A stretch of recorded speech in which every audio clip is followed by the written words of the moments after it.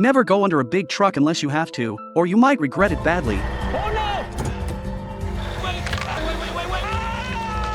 Just now Archie was changing a flat tire when a lug nut got stuck in his wrench. He yanked it hard, pop, one nut rolled under a semi-truck. Worse, he didn't tell the truck driver, just crawled straight under the massive rig. The missing nut was lodged right between the dual tires. He stretched his arms straining to reach it. Then the nightmare began. The trucker was about to start the engine. Archie, clueless, kept squeezing deeper between the tires. The engine roared to life. Luckily, a loader spotted him. "Stop! Stop!" he screamed at the driver. Archie let out a blood-curdling shriek. The driver instantly dialed 911. Firefighters rushed to the scene. But here's the shocker. Archie wasn't hurt at all. Pulse? Normal. Blood pressure? Fine. They pumped up airbags under the truck, lifting the trailer inch by inch. One shoulder finally free. Then a jack raised the tire. Firefighters swiftly removed the nuts and pulled the wheel off. Archie was saved. And get this, they even found his missing lug nut. Wonder if he'll ever dare use it again. A tree branch ran straight through Harley's chest. The doctors gasped when they saw it. He had been street losing, lost control, hit a car, and crashed onto a pile of trimmed branches. Just as the doctors were about to start treatment, Harley's father Hernandez rushed in. He ignored his son's wounds and called him stupid, shouting that only an idiot could smash into a tree. In turn, Alex couldn't take it. He slammed Hernandez against the wall. Hernandez hit hard and walked away with a bloody nose. Dr. Bailey stormed over and yelled at Alex for crossing the line. She said the father was just terrified, and that fear was no excuse for Alex to use force. The doctors quickly operated on Harley. Because the branch was buried deep, they worked with delicate, steady hands. Once they stabilized every organ, they fired up a surgical saw and freed the thick limb from his body. But before they could breathe, Harley's blood pressure crashed. His renal artery had blown open.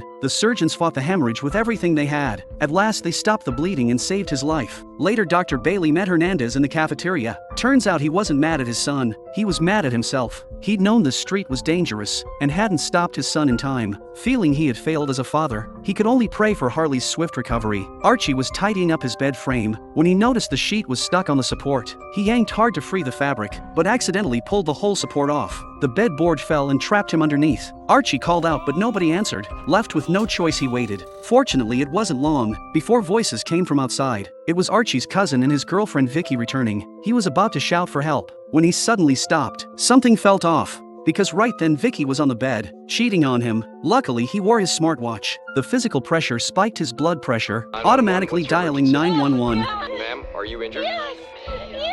The arriving firefighters didn't hesitate, bursting in with their battering ram. Romantic music was playing inside. The captain turned off the stereo. The crew stood confused. This didn't look like a 911 emergency. Then came cries from under the bed. Firefighters lifted the mattress, revealing poor trapped Archie. Who's Archie? My boyfriend? Fiance, actually.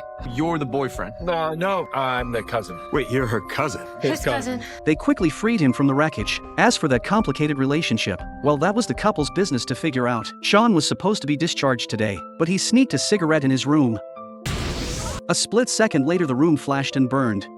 The doctors reached him fast, yet his face was badly scorched. Everyone was shocked he smoked while on oxygen. Sean's wife begged the doctors to save his looks. He earned a living with his face. As a salesman, he needed to meet clients. Plastic surgeon Mark pushed for immediate surgery because every minute raised the risk of infection. Attending surgeon Derek wanted to wait 2 days. Since Sean had just survived a previous operation, the two doctors argued in the room. Sean and his wife froze, afraid he might die. After a quick huddle, they chose to observe him overnight and operate the next morning. The surgery went smoothly, but Sean's face could never look exactly the same. Scars would always remain. His wife felt crushed. Dr. Bailey comforted them both. She said his face might look different, yet what truly mattered were the people he loved, and the ones who loved him. Have you ever been to a rage room? Emily went because she was heartbroken. Her husband Eric wanted a divorce. To cheer her up, her best friend Denise brought her there to blow off some steam. At first, Emily wasn't into the idea, but then Denise said, "Just imagine you're smashing your husband instead." That got Emily's attention. She agreed right away. They suited up in full protective gear and got ready to unleash their emotions. Denise went first to show her how it's done. Then she handed the bat to Emily. Emily tried, but it didn't seem to help much. Denise told her to swing harder, to find the root of her anger and let it all out. Like this, she said.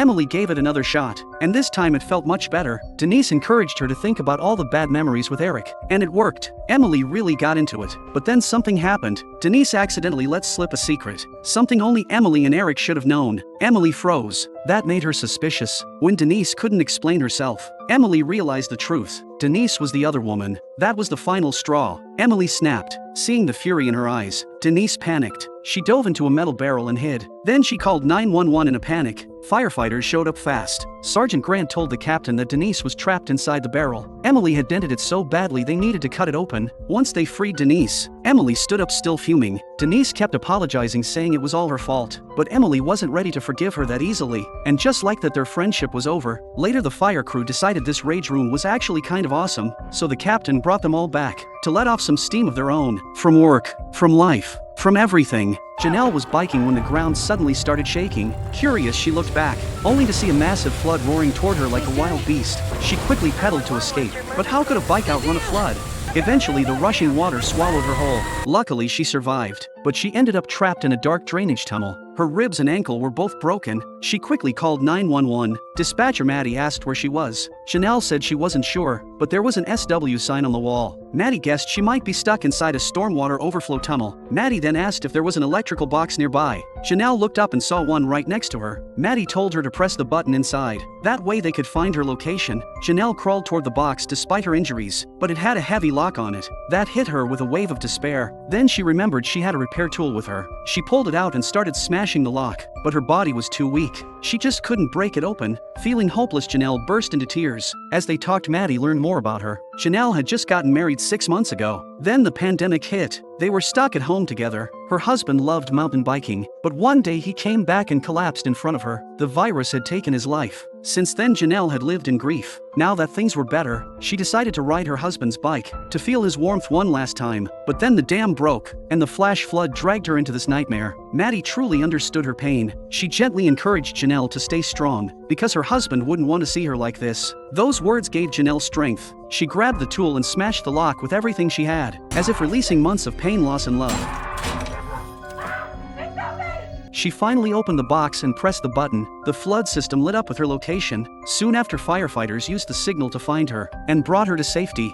It was -4 degrees Fahrenheit, but Gordon could only wrap himself in a plastic bag for warmth. Eventually he couldn't take it anymore and passed out from the cold. Turns out just moments earlier, an accident had caused a citywide blackout. Gordon, who was about to leave work, got trapped in the walk-in freezer. He quickly dialed 911, but dispatcher Maddie said firefighters would take at least a few hours to arrive. She told him to find a way to survive. Most freezers had an electronic emergency release which should still work even during a power outage. Problem? The switch was frozen solid, covered in a thick layer of ice. Gordon tried smashing it with frozen beef, but nothing worked. Now even Maddie was out of ideas. She told him to stay calm and find anything unfrozen to keep warm, but the freezer only had rock-hard meat in one plastic bag which did nothing against the cold. Soon Gordon collapsed from hypothermia, unresponsive to Maddie's desperate calls. Hours later, firefighters finally arrived. They rushed to cut through the steel door with a saw, but disaster struck. The saw ran out of power, and even worse, it was their last battery. Now they were in trouble. The door wouldn't budge and the windows were too small. Then Captain Bobby had an idea. We can activate the emergency switch from the outside. The team immediately understood. They grabbed medical equipment, a defibrillator. With quick precision, they hooked it up to the switch. A burst of sparks later, the steel door creaked open. It worked. Gordon, unconscious and in shock, was rushed by paramedics. Slowly his body temperature returned to normal, and he made it out alive.